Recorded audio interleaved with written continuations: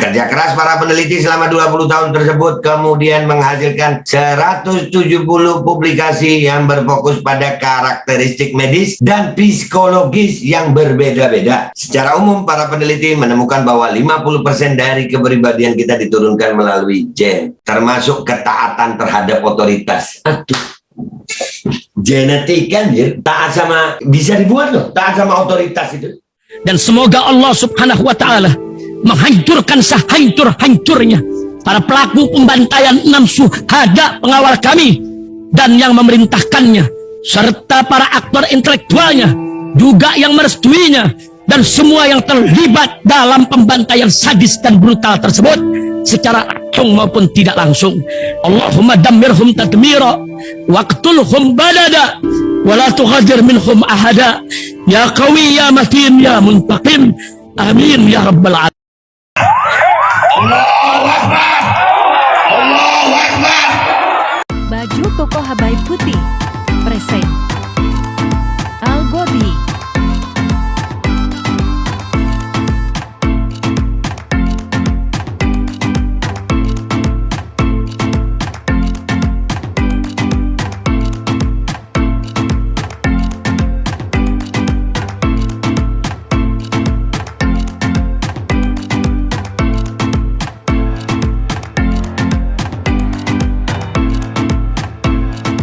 Assalamualaikum warahmatullahi wabarakatuh. Welcome back, selamat datang lagi di channel Babe Aldo bersama gue Babe Aldo yang tetap santuy, tetap sehat, dan jangan lupa ngopi. Bismillahirrahmanirrahim. Alhamdulillah rabbil alamin, wassalatu wassalamu ala sayyidil mursalin sayyidina Muhammadin wa ala alihi washabihi ajma'in. Rabbi shrah li sadri wa yassir li amri wa hlul 'uqdatam min lisani yafqahu qawli bi jahin nabi wa alihi. Salam revolusi akhlak, semangat revolusi akhlak, semoga akhlak kita jadi lebih baik hari ini dibanding yang kemarin. Panjang umur perjuangan, Allahu Akbar, merdeka. Seperti biasa guys, jangan lupa Gustul Hindi ramuan herbal luar biasa untuk meningkatkan daya imunitas tubuh kita, melawan segala macam bentuk infeksi dari zat-zat asing dari luar, khususnya polusi udara yang mengandung PM2,5 yang bisa menyebabkan anosmia, badai sitokin, ispa, atau yang disebut dengan penyakit karena pelos itu. Di deskripsi itu ada nomor yang bisa kalian hubungi untuk pemesanan Gustul Hindi. Ya, masuk ke konten. Tapi sebelum ke konten, gue mau ngucapin terima kasih buat semua yang udah turun bersuara tadi di tanggal 18 November ya di Gedung Dewan. Nah, mudah-mudahan itu bisa menjadi stimulan yang baik ya, karena kami akan terus melakukan aksi-aksi sampai suara kami didengar. Kami sebetulnya hanya menginginkan diskusi dengan pihak-pihak terkait, baik eksekutif maupun legislatif.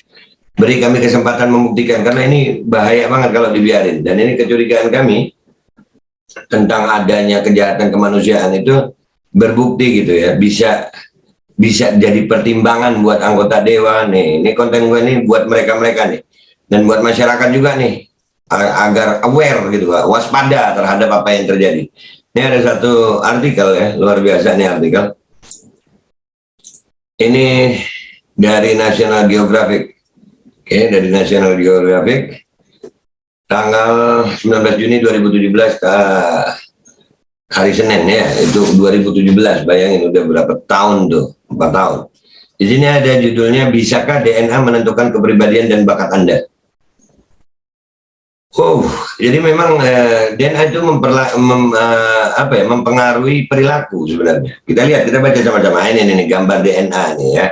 Ilustrasi gambar DNA. Di sini ada kromosom, ada protein, macam-macam di situ. Hingga kini masyarakat masih mengenal tes genetika sebagai metode untuk menelusuri nenek moyang dan potensi penyakit mereka. Namun, MapMyGene, sebuah perusahaan tes genetika dari Amerika Serikat yang baru hadir di Indonesia, mengklaim bahwa tes genetika bakat bawaan lahir mereka memiliki akurasi hingga 95% dalam memprediksi 46 potensi umum anak melalui DNA. Ke-46 potensi umum tersebut termasuk kepribadian, bakat artistik, kecerdasan intelektual, kecerdasan emosi, kemampuan olahraga, kepekaan, kesehatan fisik, dan identifikasi kecanduan. Nah, tuh, lu lihat tuh, dari DNA itu bisa mendeteksi itu. Jadi DNA itu membawa gen untuk itu juga, kepribadian. Kebayang nggak kalau dipetakan ini? MapMyGene udah ada dari 2017 loh. Ya kalau umpamanya orang yang di PCR di Indonesia ini sudah 90% di PCR, yang belum di micin itu juga banyak yang di PCR. Gua aja udah 5 kali gue di PCR, ya kan?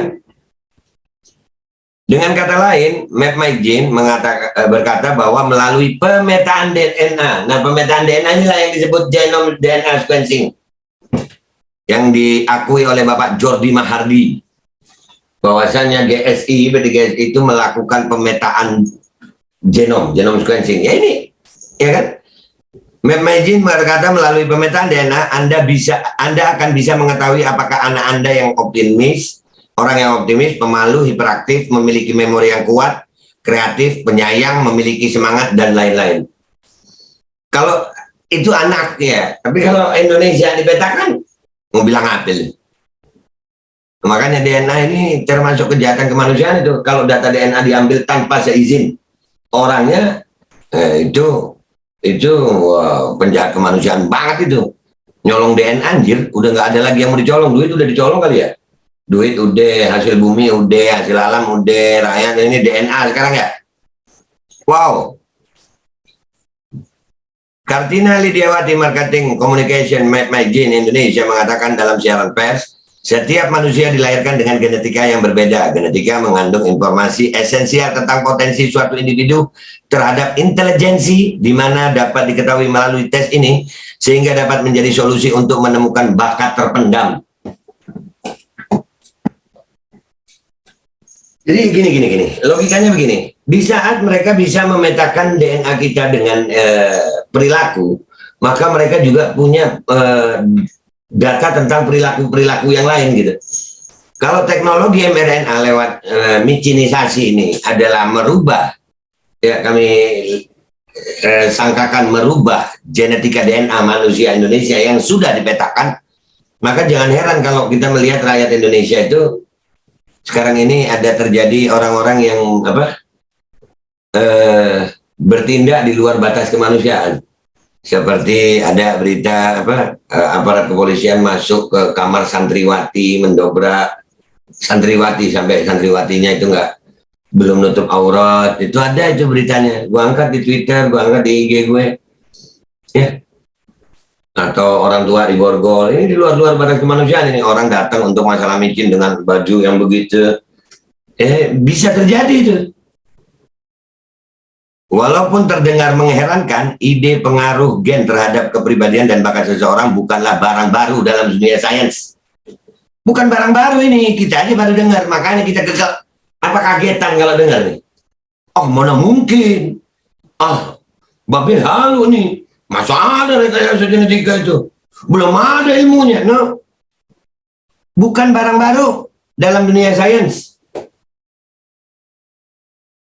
Minnesota Twin Family Study misalnya, dalam studi tersebut para peneliti dari University of Minnesota yang dipimpin oleh Thomas Bouchard mempelajari 137 saudara kembar selama 20 tahun dari tahun 1979 hingga 1999 untuk mencari pengaruh gen pada kepribadian, kepercayaan, tingkat intelijensi, perilaku, dan gaya hidup mereka. Kerja keras para peneliti selama 20 tahun tersebut kemudian menghasilkan 170 publikasi yang berfokus pada karakteristik medis dan psikologis yang berbeda-beda. Secara umum, para peneliti menemukan bahwa 50% dari kepribadian kita diturunkan melalui gen, termasuk ketaatan terhadap otoritas. Aduh, genetik kan, taat sama, bisa dibuat loh, taat sama otoritas itu, kekuasaan, bisa dibuat, bisa direkayasa ke situ tuh. Kerentanan terhadap stres dan keinginan untuk mengejar resiko. Bahkan menurut para peneliti, IQ kita pun 70% dipengaruhi oleh genetik dan 30% oleh lingkungan. Lingkungan cuma 30%. Lu kebayang nggak tuh kalau kita direkayasa dengan yang maunya mereka untuk perilaku kita? Namun tunggu dulu, Profesor Tim Spector yang mempelajari saudara kembar identik di King's College London selama 20 tahun terakhir memiliki pendapat berbeda. Profesor Spektor meyakini bahwa perubahan lingkungan memiliki efek yang lebih besar daripada genetika seseorang. Bahkan untuk IQ yang menurut para peneliti Minnesota 70% yang bergantung pada genetika. Profesor Spektor berkata bahwa angka ini merupakan rata-rata dari banyak. Jika Anda ingin pergi ke Harvard, angka ini di atas 90%. Mengapa? Karena mereka yang belajar di Harvard berasal dari kelas menengah atas dengan kesempatan edukasi yang sangat baik. Sementara itu jika Anda ke Detroit, di mana kemiskinan dan narkoba umum ditemukan, tingkat pewarisan IQ turun ke 0%, ucapnya seperti yang dikutip dari The Guardian 19 Maret 2015. Jadi lingkungan itu juga berpengaruh terhadap intelijensi ya. Tapi tadi kita baca sama-sama itu ada tentang ketaatan terhadap otoritas. Kita lanjut ya ke halaman 2 ya. Menanggapi studi Minnesota, kurang ngopi gue. Minnesota. Profesor Spektor berkata bahwa ketika Anda mempelajari saudara kembar, hal pertama yang akan Anda sadari adalah kesamaan mereka, mulai dari postur hingga cara tertawa mereka. Namun bila Anda berhenti mencari persamaan tersebut dan benar-benar mendengarkan cerita mereka, Anda akan melihat perbedaan mereka juga yang sama banyaknya. Pendapat Profesor Spektor pun dibenarkan dengan apa yang terjadi ketika para jurnalis mewawancarai saudara kembar yang menjadi partisipan dalam studi Minnesota. Pada awalnya para jurnalis hanya berfokus pada saudara-saudara yang luar biasa mirip dan berpendapat bahwa genetika memiliki pengaruh yang luar biasa pada kepribadian dan jalan hidup seseorang. Namun seiring berjalannya waktu mereka menemukan bahwa saudara-saudara tersebut adalah minoritas dan mayoritas saudara kembar tidak semirip yang mereka bayangkan. Bojar sendiri mengakui bahwa kemiripan yang luar biasa dalam studinya merupakan anomali.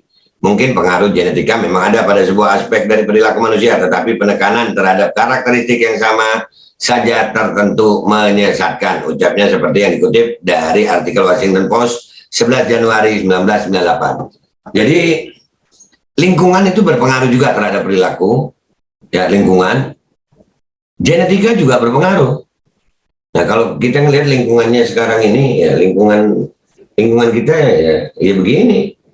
Ya beginilah, kita ngelihat anak-anak SMP udah pada ngerokok ya, udah ya bahkan anak SD udah ada videonya itu yang cinta-cintaan itu anak SD ya itu ya.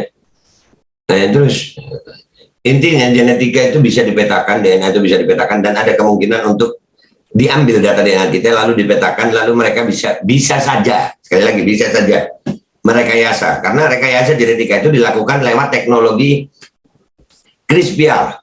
Ya, itu teknologi yang luar biasa, dia bisa membuat DNA buatan ya, sehingga bisa mempengaruhi DNA yang ada dalam tubuh dan itu melalui media disuntikkan.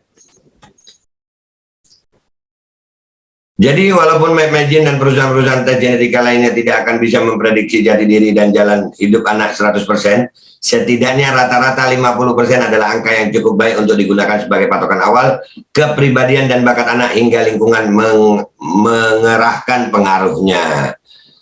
Jadi 50% ya, 50% lumayan tuh. Mempengaruhi itu ya genetika, lumayan 50%. Kebayang nggak kalau, dan kita sama-sama tahu bahwasannya micin itu apapun mereknya itu sedang melalui tahap uji klinis. That's why, aduh gaya gue. Itulah kenapa kita setelah micin masih disuruh PCR. Karena micin itu kan uji klinis. Uji klinis untuk kesehatan atau untuk DNA. Ayo coba. Untuk mengatasi pilus atau untuk DNA itu. Bisa saja kan mereka bilang itu untuk pilus. Tapi kalau memang untuk pilus ya sementara PCR-nya sendiri kan masih dipertanyakan. Jadi ini yang penting gitu. Dan sekali lagi ya, mudah-mudahan ini jadi pelajaran buat semuanya bahwa rekayasa genetika itu memungkinkan, termasuk berpengaruh terhadap perilaku seseorang. Dan perjuangan kita sekali lagi ya, kita akan terus bersuara mengedukasi sampai kita didengar. Saya berharap video ini dan kita lagi berharap bisa berusaha untuk didengar sama anggota dewan supaya mereka dengar juga. Ayolah diskusi kita nih dengan tim ya. Sehingga para pejabat ini punya apa ya, masukan baru gitu. Jangan cuma dari kelompok itu aja gitu. Ayolah, kita nih sama-sama bisa berpikir kok rakyat Indonesia nih. Nggak dibatasi kan dalam berpikir. Apalagi mandatory micin.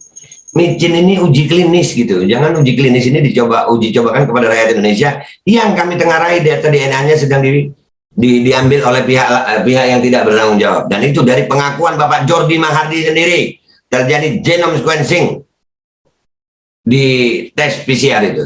Ini wajib diselidiki. Share video ini dan kami tetap akan berusaha. Kami tetap akan berusaha mengedukasi masyarakat, mencari literatur, mencari bukti-bukti, dan ini tetap akan saya sampaikan sampai benar-benar terbongkar semuanya. Dan mudah-mudahan mereka orang-orang itu dapat hidayah. Kalau nggak mau dapat hidayah, ya mudah-mudahan binasa. Itu aja dari gue minta maaf kalau ada salah ya. Sampai ketemu di lapangan, sampai ketemu di konten-konten gue berikutnya. Dan kalau ada kegiatan di lapangan, kita juga ketemu di lapangan. Ya, wabillahi taufiq wal hidayah, wassalamualaikum warahmatullahi wabarakatuh. Bismillahirrahmanirrahim, guys. Sekarang ada babe rolen, babe roti molen. Roti ini dibuat yang pasti rasanya enak ya, ada 3 rasa. Nih, ada pisang keju, ada tape keju, ada pisang coklat. Ini dibuat tanpa bahan pengawet dan melayani pesanan-pesanan kalian yang seputaran Jabodetabek, bisa buat nemenin ngopi, buat acara-acara boleh. Dan ini karena gue paling suka pisang keju, nih gue dulu yang nyoba nih. Nih dia tuh kayak crunchy gitu depannya tuh.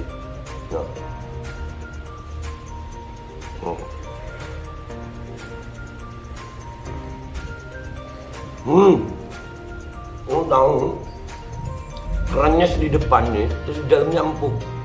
Ya Allah. Udah nggak usah lama-lama, lu kalau kepingin langsung pesen aja, itu ada nomor WA-nya, nanti gua kalau cantumin, ada juga IG-nya, langsung pesen, murah. Ini cuman nanti dia tanya itu 35.000 kalau nggak salah, ya.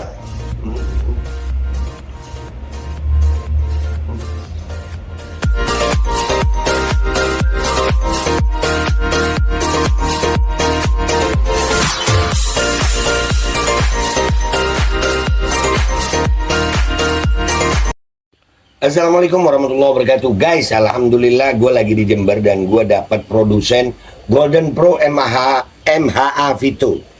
Ini guys, bahan-bahannya itu di dalamnya ada jintan hitam, ada broto wali, ada sambiloto, ada jahe, pegagan, ada madu hitam, ada propolis dan probiotik. Dan ini alhamdulillah gue udah berapa hari ya? 4 hari gue nyoba ini. Ini langsung aja guys, dia madunya madu hitam ya. Ya, bukan madu bini, bukan madu hitam. Ini untuk obat dan untuk imunitas tubuh. Alhamdulillah kemarin gua badan-badan nggak enak, gua pakai sehari 3 kali nih produk. Cuman ditetesin di bawah lidah kayak begini. Jangan lupa bismillah, tapi bismillah sama sholawat. Allahumma sholli ala sayyidina Muhammad dan sayyidina Muhammad.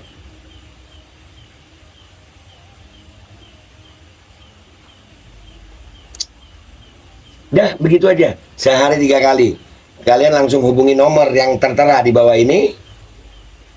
Ini insya Allah bisa membuat badan kita tahan terhadap segala macam infeksi dari luar untuk imunitas tubuh. Dah gitu aja, langsung pesan ya. Ini nomornya.